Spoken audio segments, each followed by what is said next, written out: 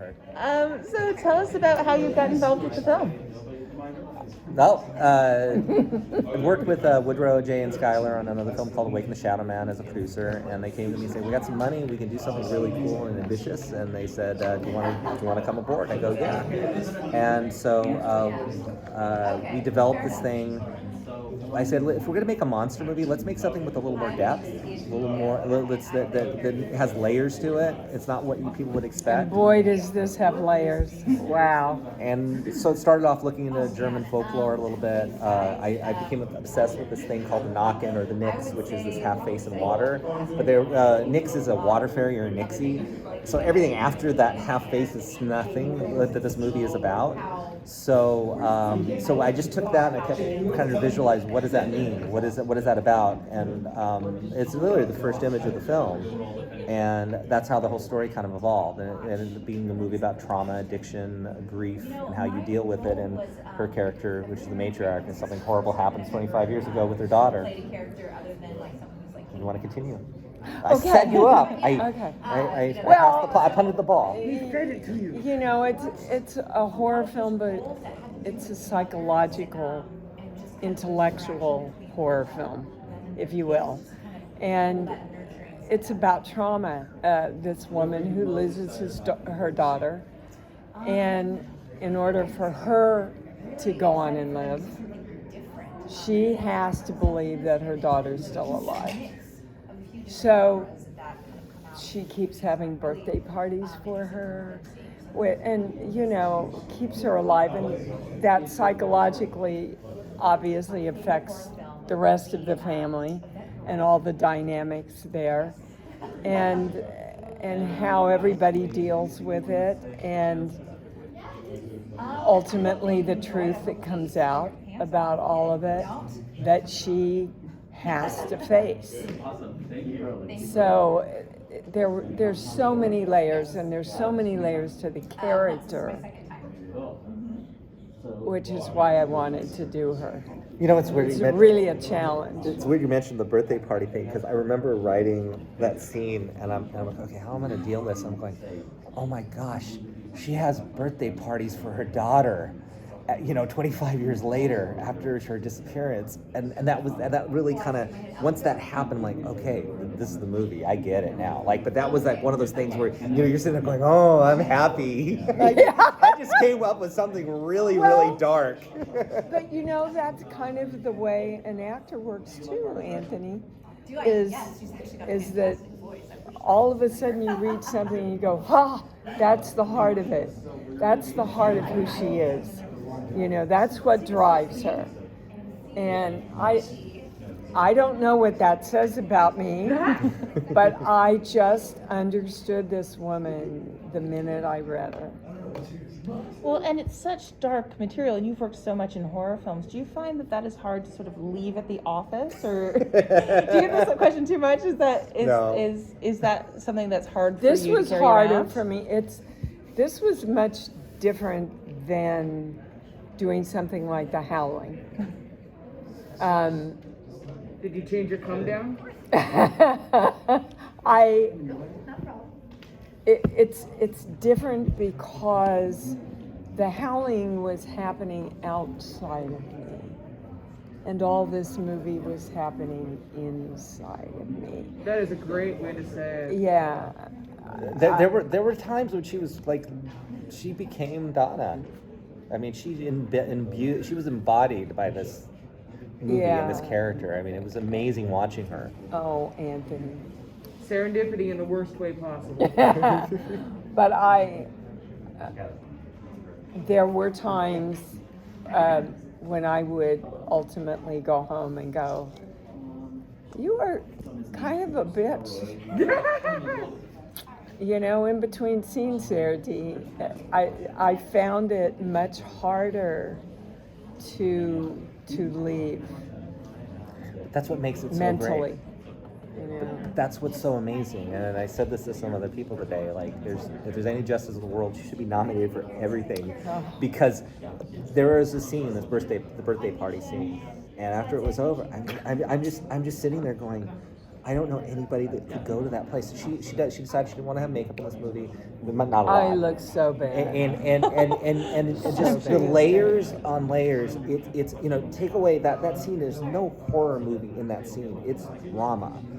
And to not make it feel over the top, not make it feel self-conscious, not make it feel like I'm acting, to make it feel real. What she does in there, and again, it's highs and lows. That's what people are about. It's not just I'm in your face. It's just like this thing, and I just like and where it comes I want people from. to know how great she is in this film and how great she's been for 40 years. Watch Cujo again. There's stuff that she does. She doesn't get enough credit for it, and she deserves it. And I want this movie to bring that to her, to show the world what I've known for the last 10, 20 years. Oh, I'm sorry. I worked with you for 20 years. I know how great you I are. will happily take a knee and bow before the horror king. Yes. Oh God, thank you. From a stylistic point, when you're in the direction of it, how do you approach differentiating those genres of like doing, okay, it's a horror film, but we're sort of shooting it like a drama. Do you approach it particularly differently with like style? This one definitely, because when I talked to my DP, Ryan Broomberg, I said, look, we have very stylistic stuff in this movie. It's very stylized, but at its core, I wanted it to feel like an indie drama as well. So there's a feeling of that at times, that you're in this drama. But then there's a very slick thing. This movie, if you've seen any of my other films, Boo and Forgotten Evil have a very twisty, mind twisty kind of thing, and this one definitely has a lot on steroids. I kind of describe it. I guess it's like Videodrome meets Ordinary People. So it's not that's messed up. It's very messed up. Yeah, a lot of layers. But it's also emotional. Very emotional. It really gets you when you least expect it. And you think it's going to go right, and bam, then it takes you left. And that's what I love about it. And it's... Some of the other actors were saying that one of the things you were insisting upon for this movie was that you didn't want the audience to be able to predict what was going to happen next. Yes. And for those of us that are horror lovers especially, we thank you so much. No, you're welcome. No, I see. Look, the hard part now for me... Not possible in this.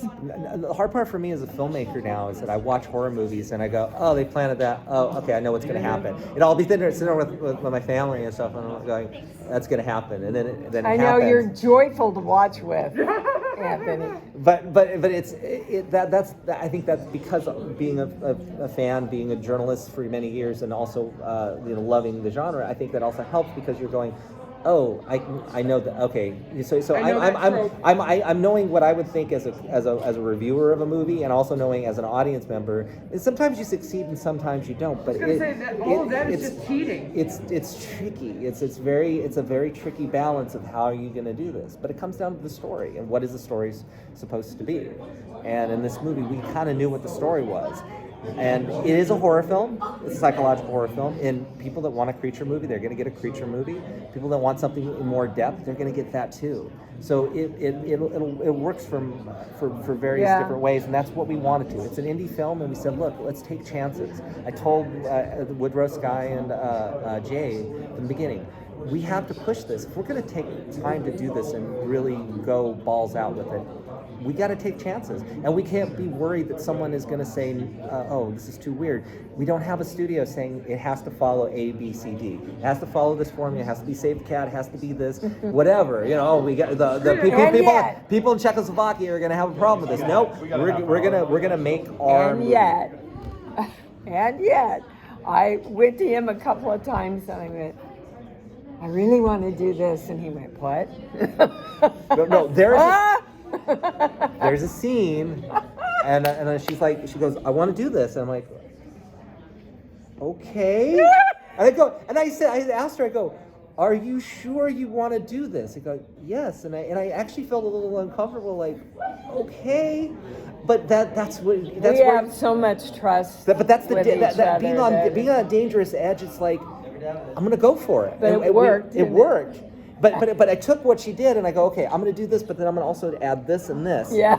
And then once we did it, it's like in the way, and this was a very complicated movie to edit.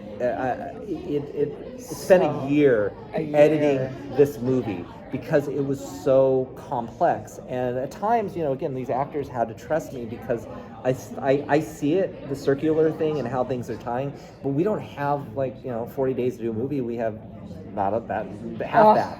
And so I constantly, they have to trust that I know how I'm going to cut it together or how it's going to work. If you don't know what you're doing, then we're all screwed. Yeah, but sometimes it's like, I don't get it, but I got to trust you because it's like, it's like, okay, get here, we got to get this, move this, but we need that. And you don't have time to explain it because it's just, we don't have the time to shoot the movie. Yeah, and then you get up to Northern California to do a big part of the movie where all the wardrobe's already established and it snows 3 feet. Yeah, the night we filmed in a town called Antioch, which is my hometown, and then we went to Shingletown with the haunted theater. With the haunted theater, and then we went to Shingletown in Reading, and the night before, we woke up and snow was never part of this movie. And so we couldn't add coats. We couldn't add a lot of stuff because we didn't have them. We didn't expect it. We didn't have it, and it had already been established. And then, so I'm laying down in 3 feet of snow, right, trying to get some of these scenes. I looked at Anthony and I said, hand pulling up from the snow. I don't know, Anthony. I don't know. Here's another weird part too, because again, we were isolated. We lived in Shingletown for 5 days, and we were losing light early, and we were shooting like February or March or something, and we had to do the scene, which was this throwing the ashes in this area, and we were losing light, and I got this 3-shot of them, and I got a close up of Jay, but then when I got to everybody else, it was too dark. And we weren't going to be able to go back and do pickups on that scene specific. And so in the edit, there was a scene right before that at the campsite. And I'm going, this scene sucks. I mean, it was like, it was the same information. But I had close-ups of people there. And she had a line there. She says, absolutely, to the sheriff that is not in the movie anymore. And I go, I went into, and I found every single reaction, anything that with the one piece of dialogue, and all the stuff with the 3-shot and Jay talking, I stole the close-ups from that scene. I did just in between like moments, and the reactions because of the emotion and everything that was working there. I showed it to a few people. And go, tell me what's wrong with this. I want to make sure that it worked.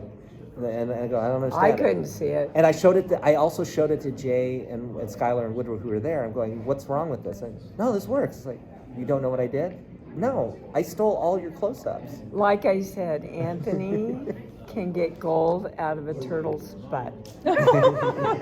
I'm not kidding. I've worked with 5 films now? 1, 2, 3, I can't believe 4, 5, what he pulls off. Thank you. I can't believe what he pulls off. Well, when you're dealing with such a short production schedule and such a complicated film, how much does that affect your pre-production schedule? Do you go in with just really intense storyboarding and totally prepared? Well,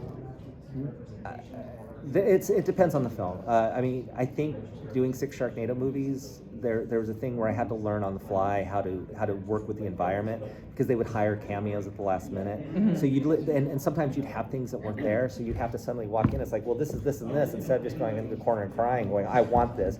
You go, okay, we have this. Okay, so this is here, and you have 2 hours, and we get it done. So I work with the environment. In this movie, adapt or die. Yeah, and in this movie, I wrote it with them, and I was writing it knowing what it was going to be. We thought we were going to film in Los Angeles, but then we ended up filming in Northern California. We filmed in my hometown, so I knew what we had. So visually, I knew kind of what the movie was going to be. There wasn't a lot of Sharknado, where last minute I'm rewriting scenes. The script was a script, and just little slight adjustments. So that helps. Like snow. So that helps the overall movie in prep, because I know what the movie is. It's not like suddenly I have brand new stuff I have to worry about. I knew how the layers, I knew how it was going to twist, I knew how the things are going to connect. And especially in the edit, there's some things that get adjusted because you're dealing with this sort of mind-bending kind of stuff. But it was all there. We had it all. The only frustration we had was that we couldn't, when we were shooting, we had to have people in water, and including the Knicks. And it was February, and snow, freezing, cold water. We couldn't put them in there, so we did some stuff in the pool, and then finally we came back and go, we're going to have to shoot some stuff in the water in the summer. So we came back for a day, and we got the pieces that we needed for that. But again, it's a puzzle of making that illusion still work. Speaking of adjustments on the fly, Woodrow and Company was actually talking about a story of what happened to the sets. The sets? Mm-hmm. And what respect? So they told the story of the sets were all built, and most of them, the scenes had been shot already in LA, and then the sets were supposed to be transported to Redwood, California, wherever it was, and in the process of the sets being transported, they were destroyed.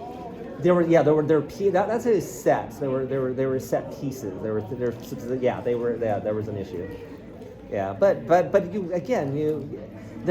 there's people that like, it's my way or the highway. If this is not happening, then I shut down. It's like, I want it, you're a big baby, and I need it. And there's the other thing of like, okay, well, how do you make the magic out of what you got?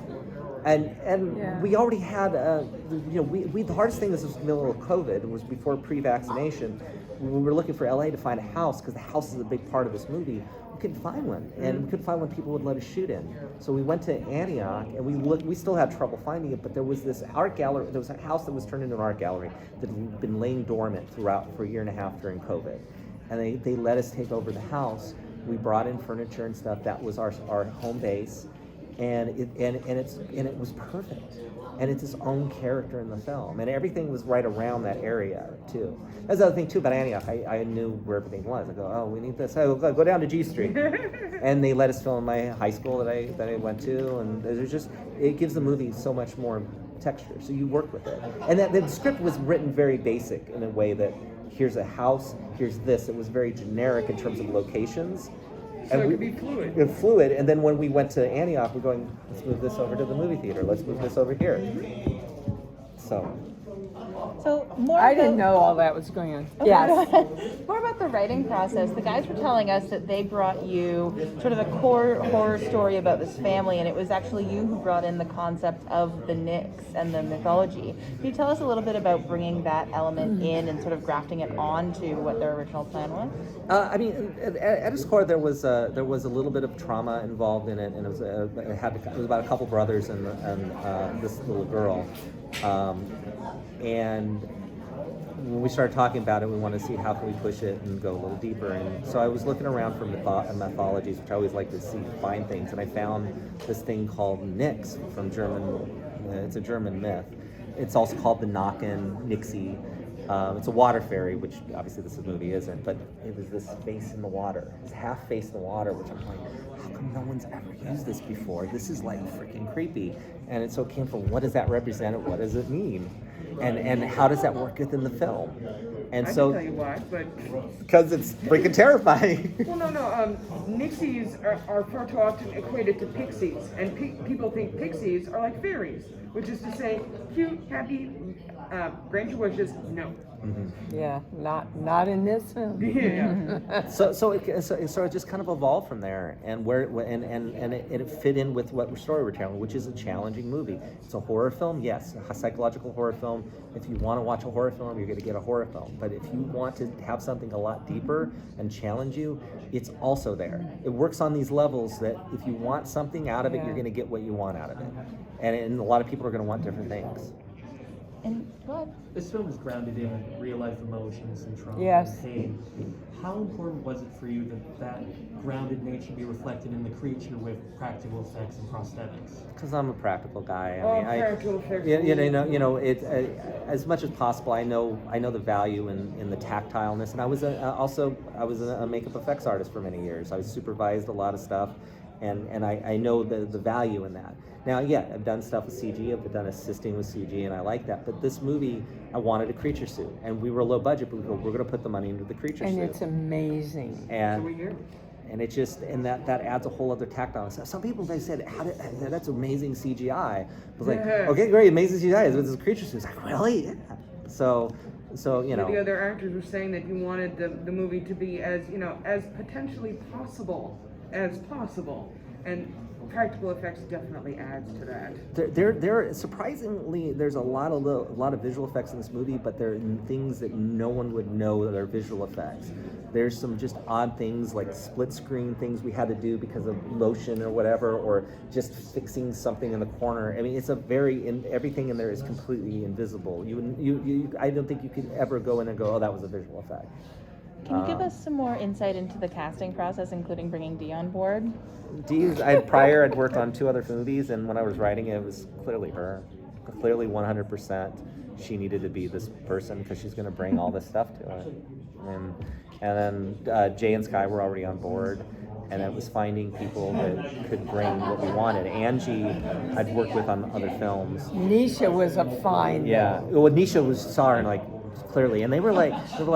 We had a lot of really good people. I'm like, I'll tell you why she's perfect is because she's just natural. Yeah. And that role, I mean, out of every crazy person we have in this movie, she's the adult in the room. And there's a couple things that she does, and I always tell her, and I go, you don't lose this. It's like she's in the scene, and she's looking up at you, and it's not her trying to remember a line. It's her thinking as a character, like.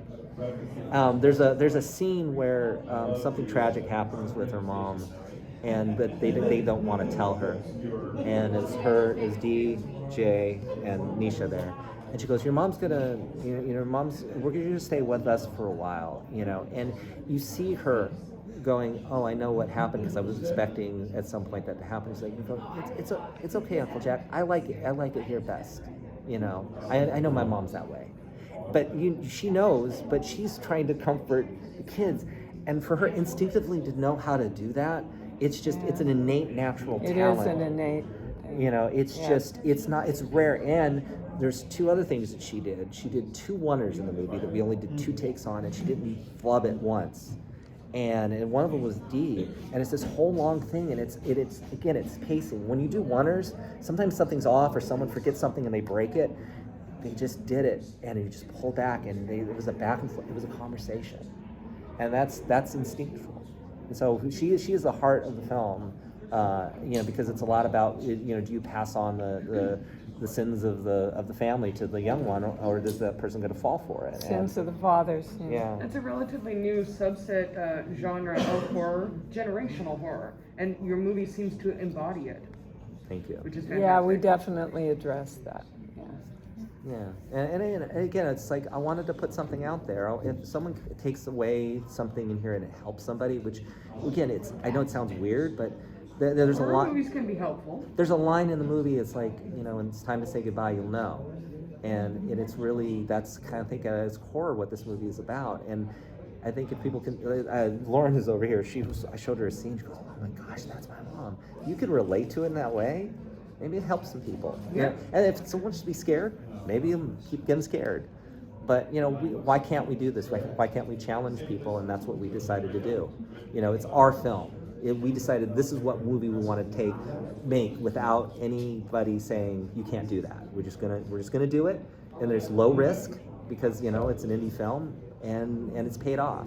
Tell us again when it comes out and on what medium and when can we get it? It's coming out September 27th, and where it's coming out and everything it'll be announced shortly. Cool. So, but September 27th is our date. Thank you so much. Thank you guys so much. Thank you.